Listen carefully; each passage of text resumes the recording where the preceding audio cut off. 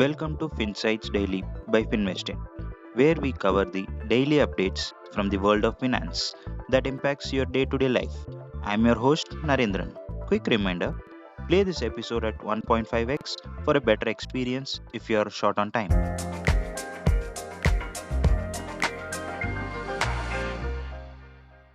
In today's episode, we're gonna cover three major stories that are tightly related to our everyday household expense. One, excess duty hike. The second, new toll system. And the third, Great Indian Household Debt Trap. And let's start with something that affects almost every Indian household, that is, fuel and cooking gas prices. Excise duty on petrol and diesel is hiked. The government recently increased the excise duty on petrol and diesel by 2 rupees per liter. Now, you might wonder, does that mean I will be paying 2 more rupees per liter at the petrol pump?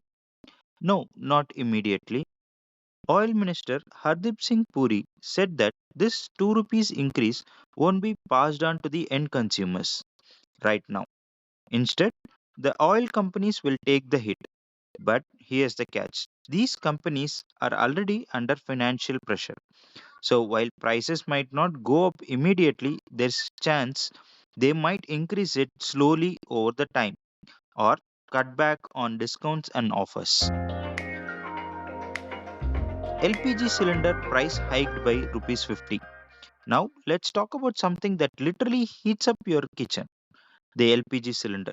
The price has gone up by 50 rupees per cylinder. So if you are a family using one LPG cylinder every month, that's 600 more a year.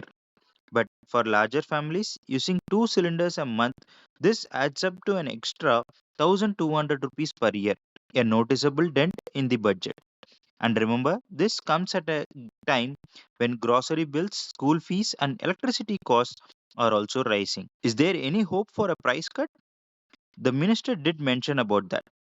Fuel prices might go down if global crude oil prices continue to fall.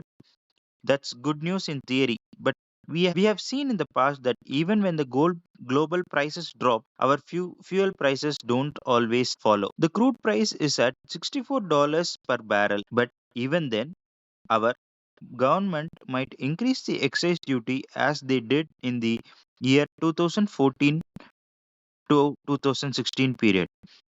Between those years, when global oil prices fell sharply, our government increased excise duty 9 times, keeping fuel prices high and earning more revenue. So we so while we can hope for a cut, don't bank it on it so soon. Your fuel and cooking costs are slowly rising, and even if prices don't shoot up overnight, the cumulative effect over months could impact your monthly savings and spending power.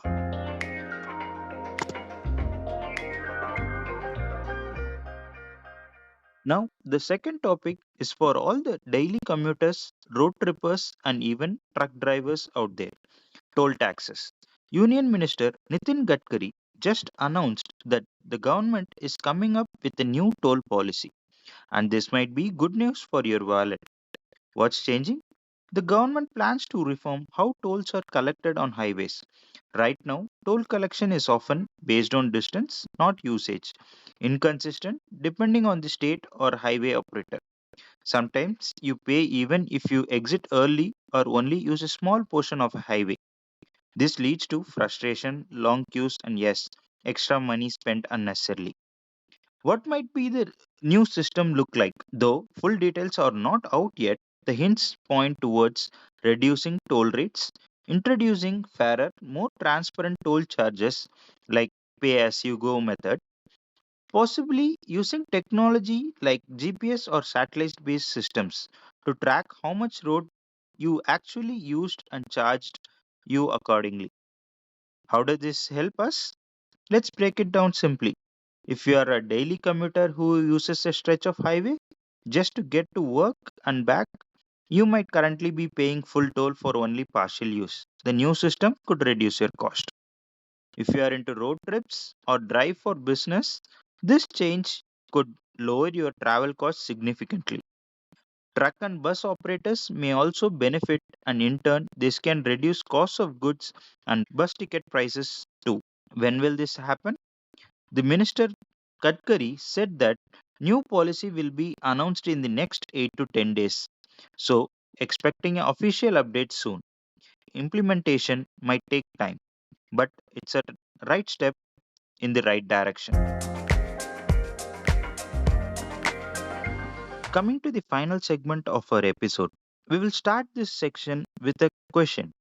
Have you ever swiped your card for something you knew you would probably couldn't afford, thinking, yeah, I'll figure it out later? You are not alone.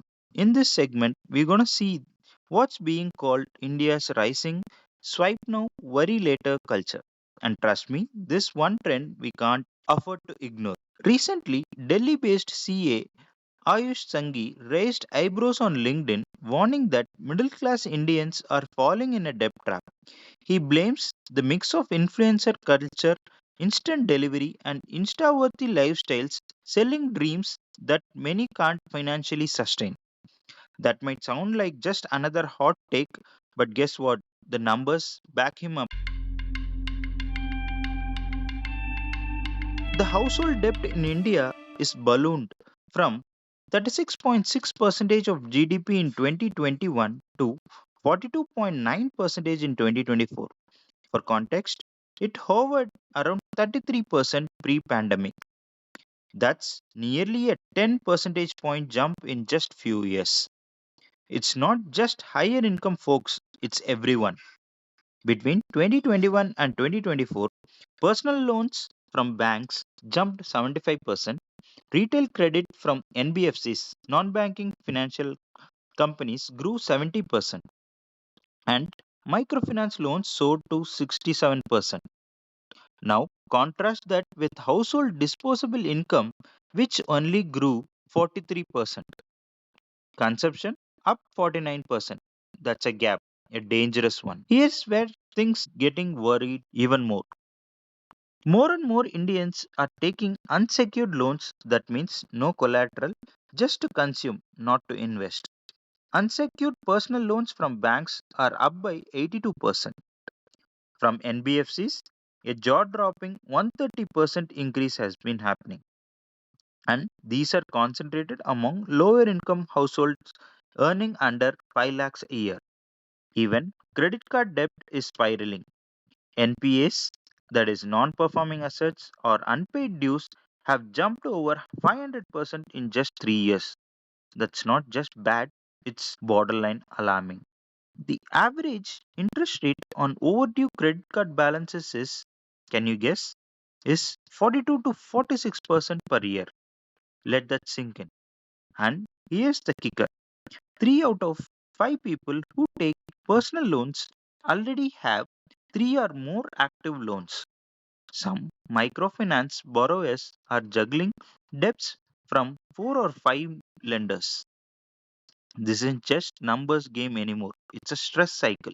The central bank RBI has tried to step in, raising risk weights, then easing up again to stimulate consumption as the economy slows.